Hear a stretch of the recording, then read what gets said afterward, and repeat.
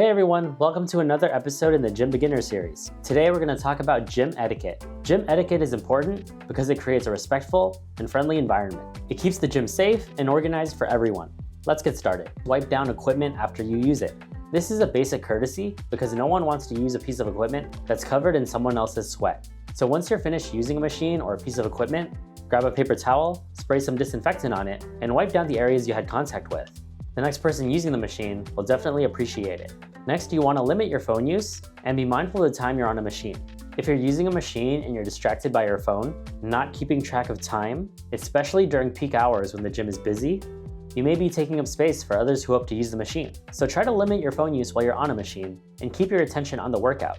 Don't stare or distract others. If someone is deep into their workout, don't stare at them or make them feel uncomfortable. Also try not to interrupt them if they're in the middle of a set. Wait until they're done or they're at a rest period, and then approach them if you need to talk to them about something. And if someone's working out in front of a mirror, don't work out in front of them. Wear headphones. If you're listening to a podcast or playing music from your phone, it can distract others who are trying to focus on their workout, especially those who aren't wearing any headphones. So whether you're lifting weights or hitting the treadmill, always use headphones or earphones to enjoy your music or program without affecting those around you. Be mindful of your personal belongings on the floor. Leaving personal items like gym bags, water bottles, keys scattered on the floor can create unnecessary clutter and pose a safety hazard for other members. Tripping over an unexpected item can lead to injury. Many gyms offer lockers for you to store your belongings. If you need your items near you, place them in a spot where they won't obstruct walkways or equipment. Share gym equipment, especially if the gym is busy.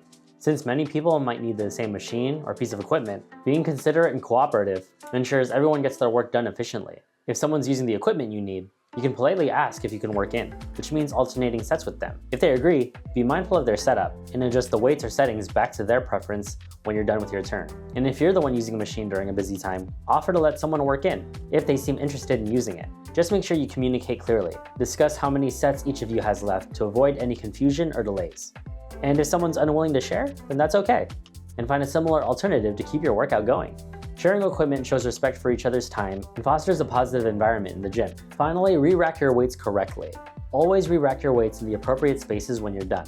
It's a simple act that maintains order in the gym, and it's really considerate of those who want to use that piece of equipment, so it's not hard for them to find.